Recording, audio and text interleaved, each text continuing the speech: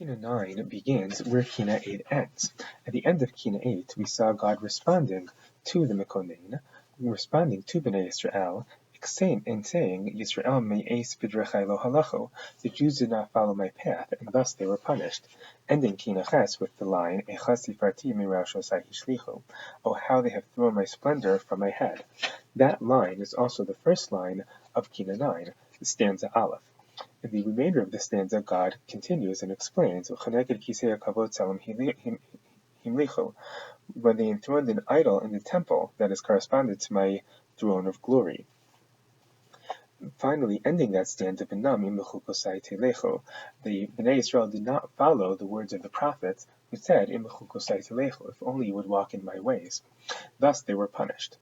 The next few stanzas are the response of Bnei Israel to this charge from Hashem, explaining the terrible things that have happened to them, though also sprinkling some lines of both prayer and Tziduk Hadin. So, for example, in stanza Bays, at the end it says, Nechumav Mehira Shashuni. We find an example of prayer. May his comforting swiftly cheer me. In Kinnah Vav, in stanza Vav, we find a line of Tziduk Hadin. Because beneath her mosaic floors he found every manner of impurity.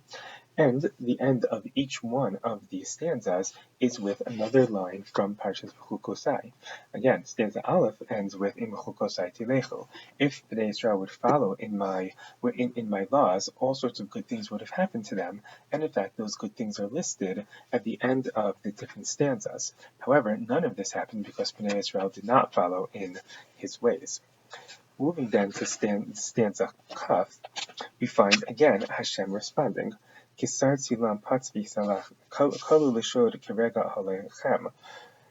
but one moment all of your tents were totally destroyed by pillage, and your taunters would use you as curse. The blood of your infants was spilled into your bosom, because you abominated the utterance, I am Hashem your God.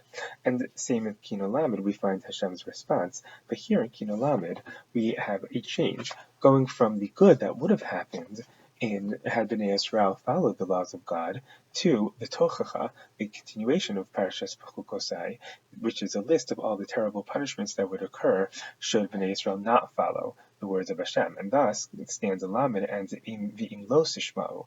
If you do not listen to the ways of God, to follow His laws, then all of these terrible things will happen to you.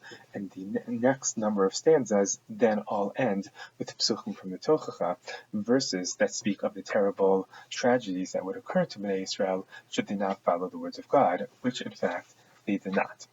This takes up to stanza Kuf. Stanza Kuf seems to me to be quite ambiguous. It says, Kumi dafki shav'i al domi. Arise and pound on the gates, presumably the gates of heaven, as our scroll says. Cry out, do not be silent. Usinich ov me'eretz kolech v'domi. And make your voice heard like an ov, like a necromancer, from the ground. Vadomi, and be silent. Me rosh hishkani v'hitmi. He silenced me by making me drink bitter waters. He darkened my path when he stated, but if you will go against me. These last two lines seem to be recited by the Mekonaim. However, the first two lines are not clear. On the one hand, Al-Domi comes from the 83rd chapter of Tehillim, where it seems Bnei Israel, or in this case, one writing Tehillim says, Elokim al domilach, al techarash al tishkot el. Right? God, please do not be silent, do not stay quiet, and do not remain without response.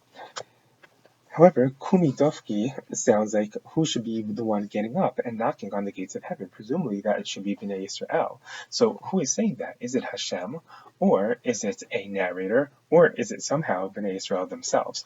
We should also note that these lines, Kumi Dofki, at least echoes, again, Shir Shirim, Song of Songs, where the guy, namely Hashem, is kododi dofek. He also knocks on the door of the girl of Bnei Israel, and the girl does not answer. And in fact, this perhaps is supported by that third line of the stanza, which says, "Me roshi shkani b'hermi." It speaks of water. It speaks of bitter waters, but rosh here, resh vav shin, which means bitter, is at least in terms of its sound similar to Rosh, Rosh, one's head, in which the guy, namely Hashem, knocking on the door says, "Ki roshi nimlatal," because my head is full of dew. Again, dew being water. The next few stanzas back and forth between Hashem and Bnei Israel. So Hashem Bnei Israel respond, "Ve'ei koral ipisa hu samlo im la'ayas." Translating, "Behold, the lot you had once desired has been made into rubble heaps." Bnei Israel respond to this request that they should knock on the doors of heaven by saying, "Look at the terrible things that have happened. Look how horrible everything is, and how can we, presumably, how can we do that? We're in such bad straits to begin with." And this goes on. Finally, they actually pray for revenge. Tikra eid olalta al admoni usachafo l'shasafo shivasayim keoni. Designate a day of doom for the red one, Edom, as you did when you afflicted me, to eradicate him and to slash him 7 times more than my pain.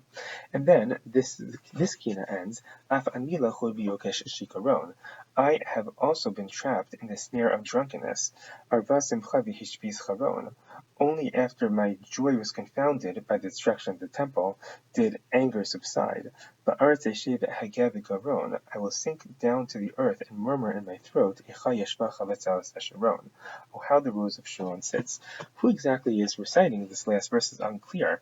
If it's even me, presumably it's not Bnei Israel. Bnei Israel would not have said, "Even me." It seems like somebody else is saying this. Is it the narrator, or is it perhaps Hashem himself? Hashem himself, as it were, is entrapped in the drunkenness after the terrible things that he caused to happen to Bnei Israel. Oh, how the rose of Sharon sits is going to be the beginning line of Kinnah Yud as well.